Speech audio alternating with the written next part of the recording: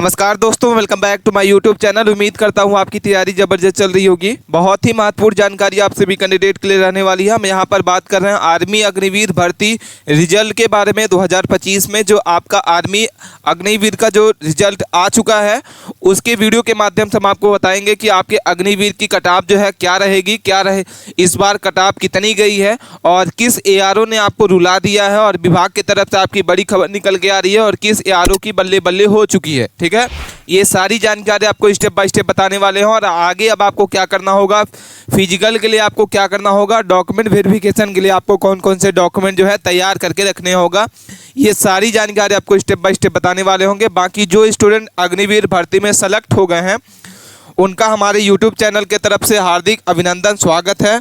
और जो student selection नहीं कर पाए हैं, सेलेक्ट नहीं हुए हैं, उनके लिए और भी तैयारी आप कर सकते हैं और अपने सिलेक्शन को आप प्रयास जारी रख सकते हैं। अभी आने वाली 2-3 वैकेंसियां हैं जिसमें लद्दाख आर्मी भर्ती आ रही है और आप इसको क्या कर सकते हैं, देख सकते हैं, जिसमें आपका 2nd नंबर की भर्ती आ रही है, टीए की भर्ती आ रही है, जिसमें आप अभी क्या कर सकते हैं, अभी से अपनी तैयारी स्टार्ट कर दीजिए। यहाँ से आप अपने आर्मी अग्निवीर की जो भर्ती का सपना है पूरा कर सकते हैं। चलिए स्टार्ट कर देते हैं। अभी जो आपका आर्मी अग्निवीर का जो भर्ती का आपका रिजल्ट आया है तो कटाव आपकी किस ईआरओ वाइज आपको यहाँ पे कटाव देखने को मिलेगी और फिजिकल डेट जो है अनाउंस कर दी गई है। ये सारी जानकारी स्टेप बाय स्टेप बताने वाले हैं, तो चलिए वीडियो के अंत तक बने रहें।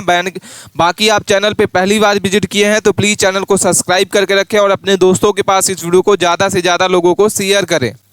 आर्मी अग्निवीर भर्ती के बारे में हम बात कर रहे हैं कि आपका जो रिजल्ट है आउट हो चुका है और कितने तारीख को आपका रिजल्ट इसका आउट हुआ है। तो 26 जुलाई को इसका जो, जैसा कि आपको पता होगा कि सभी स्टूडेंट को पता है कि आप अपना जो रिजल्ट है वो चेक कर लिए होंगे और 26 तारीख को ही इसका जो रिजल्ट है वो जारी कर दिया गया है। अब बच्चे लगातार कमेंट कर रहे हैं कि सर हमको रिजल्ट के बाद अब क्या करना होगा, फिजिकल के लिए तैयारी स्टार्ट कर दीजिए।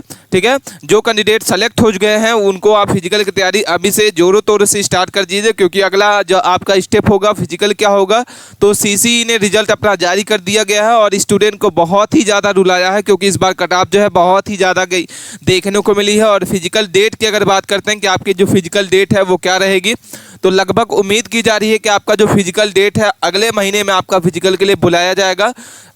ठीक है, 28 अगस्त से इसकी उम्मीद की जा रही है कि आपका जो फिजिकल डेट है वो आपका 28 तारीख से रहेगा और बच्चों को यहाँ पे एडमिट कार्ड जारी कर दिया जाएगा फिजिकल डेट का, या आपको मेल के माध्यम से इन्फॉर्मेशन मिलेगा कि आपका इस दिन फिजिकल है और इस स्थान पर है। ठीक है, तो कोई भी आपको टेंशन लेने की ज़रूरत नहीं है। फिजिकल डेट जो है जैसे ही अनाउंस की जाएगी हम आपको वीडियो के माध्यम से इन्फॉर्म करेंगे। डीवी और मेडिकल के लिए आपको कौन कौन से डॉक्यूमेंट जो है रिक्वायर्ड हैं वो भी स्टेप बाय स्टेप आपको जानकारी जो है साझा करने वाले हैं। तो अब हम बात कर लेते हैं यहाँ पे कि डॉक्यूमेंट वेरिफिकेशन के लिए कौन कौन से डॉक्यूमेंट जो है ज़रूरी हैं आपको बनवा के रख लेना होगा। कोई भी आपका डॉक्यूमेंट में गलती है सुधार करवा लें, क्योंकि जैसे ही इसका आपका डॉक्यूमेंट वेरिफिकेशन किया जाएगा तो आपको वहाँ पे टाइम नहीं दिया जाएगा। तो आप अभी से ही अपना डॉक्यूमेंट रेडी करके रखें। सबसे पहले आपके पास एडमिट कार्ड होना चाहिए, सभी के पास है तो सभी आप एडमिट कार्ड संभाल के रखें। उसके बाद आपका एजुकेशन सर्टिफिकेट आपका होना चाहिए, 10वीं है तो 10वीं का आपका रहना चाहिए, 12वीं है, 8वीं से अपना फॉर्म अप्लाई कर रखा है, ITI से आपने फॉर्म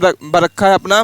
तो यहाँ पे कोई भी आप जो भी पोस्ट के लिए आप अपने क्वालिफिकेशन के हिसाब से अपना पोस्ट फॉर्म अप्लाई किए हैं तो यहाँ पे आपका एजुकेशन सर्टिफिकेट रहना चाहिए, डोमिसाइल सर्टिफिकेट आपका रहेगा, कास्ट सर्टिफिकेट रहेगा, आपका कैरेक्टर सर्टिफिकेट रहेगा।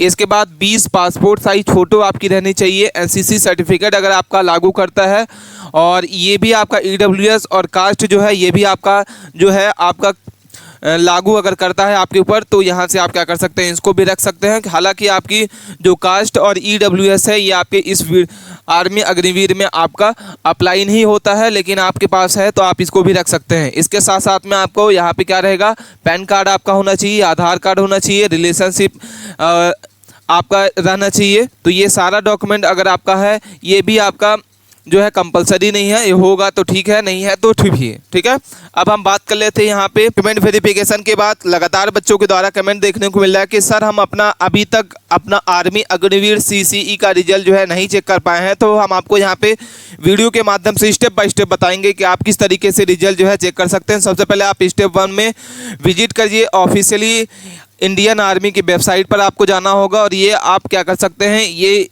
क्या है, इंडियन आर्मी की ऑफिशियल वेबसाइट है। यहाँ से आप क्या कर सकते हैं, क्लिक करेंगे। आप चाहें तो इसकी स्क्रीनशॉट ले लें और या आप joinIndianArmy.nic.in पर क्लिक करना होगा। जैसे आप इसमें क्लिक करेंगे तो आपका ऑफिशियल वेबसाइट के माध्यम से वहाँ से आप क्या कर सकते हैं, चेक कर सकते हैं।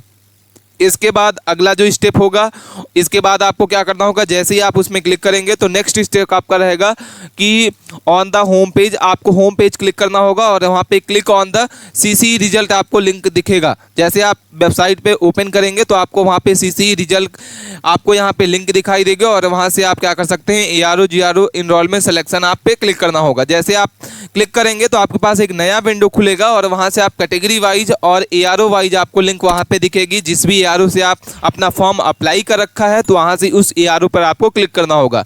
क्लिक करने के बाद आपको क्या होगा, जोन सेलेक्ट करना होगा, कैटेगरी, और वहाँ से आपको PDF के फॉर्मेट में आपको क्या हो जाएगा, दिख जाएगा और वहाँ से उस PDF को आप डाउनलोड कर सकते हैं, सेव कर सकते हैं फ्यूचर के लिए।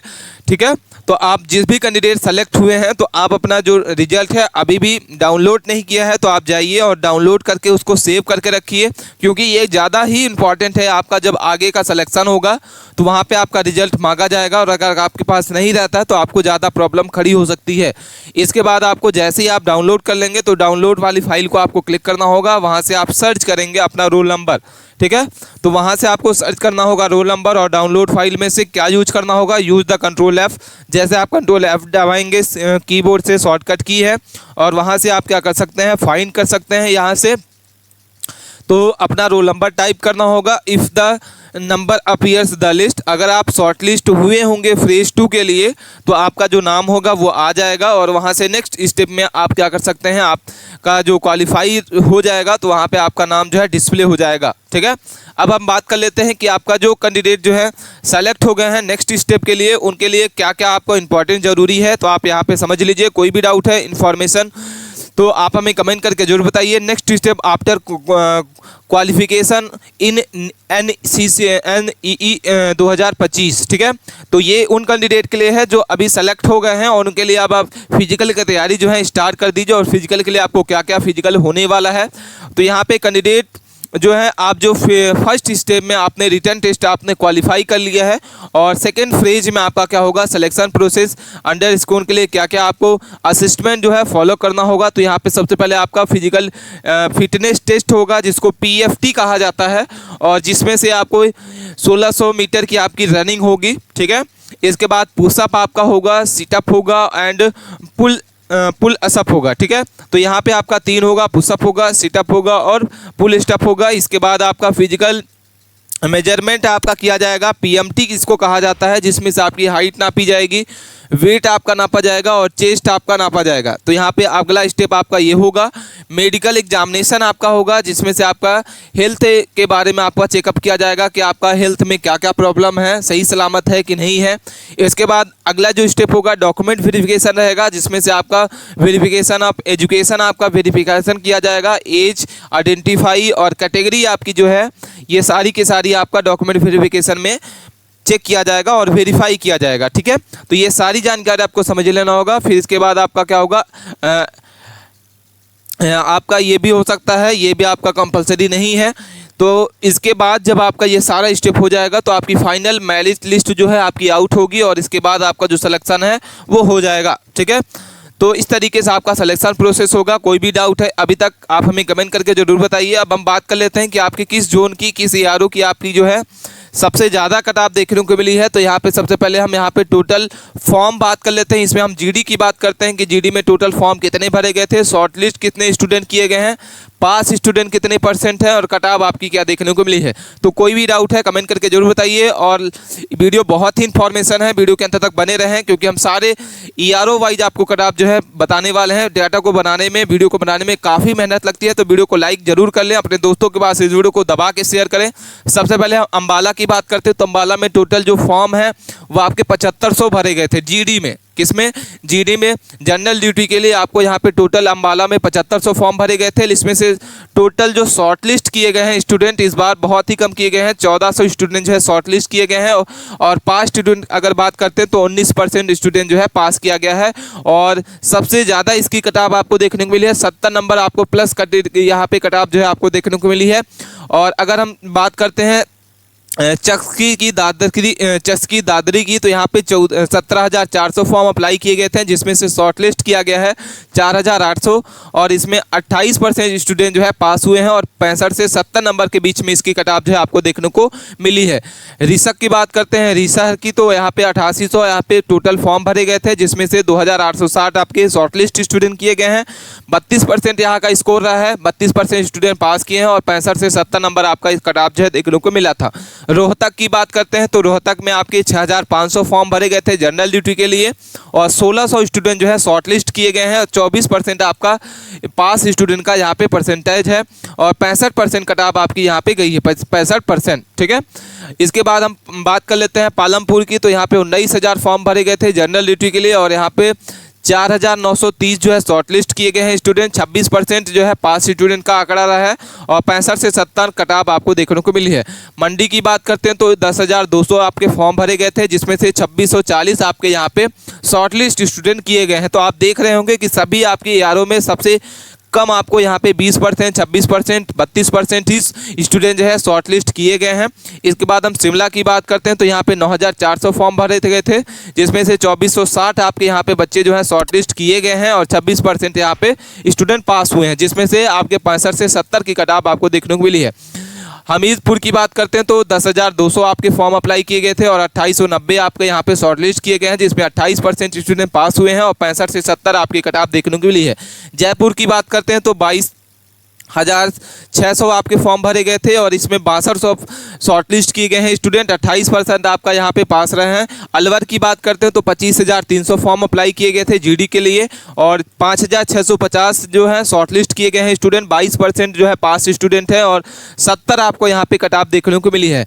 और इसके बाद जोधपुर की बात करते हैं 24,000 फॉर्म अप्लाई किए गए थे और 5700 यहाँ पे आपकी क्या की गई है शॉर्ट लिस्ट स्टूडेंट के लिए किया गया है और यहाँ पे आपको 24% स्टूडेंट जो है पास हुए हैं, 65 से आपके 70 आपको यहाँ पे देखने को मिला था। कोटा की बात करते हैं 20,500 आपके फॉर्म अप्लाई किए गए हैं और 3,900 आपके शॉर्ट लिस्ट स्टूडेंट किए गए हैं, जिसमें से आपके 19% स्टूडेंट जो है पास हुए हैं और 68 से 70 नंबर आपकी जो है कटाव आपको देखने को मिली है। ठीक है, इसके बाद झुमझुम की बात करते हैं तो यहाँ पे 26,000 फॉर्म अप्लाई किए गए हैं, 7,000 इसमें क्या है शॉर्ट लिस्ट स्टूडेंट किए गए हैं, 27% स्टूडेंट का आंकड़ा रहा है।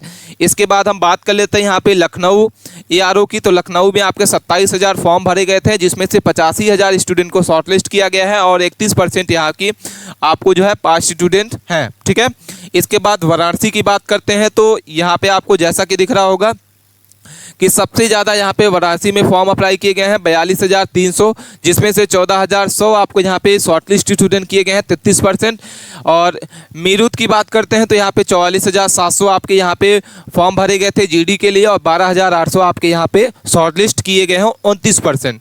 आगरा की बात करते हैं तो 45,000 आपको यहाँ पे फॉर्म भरे गए थे और यहाँ पे 15,500 आपके शॉर्ट लिस्ट स्टूडेंट किए गए हैं, 34%।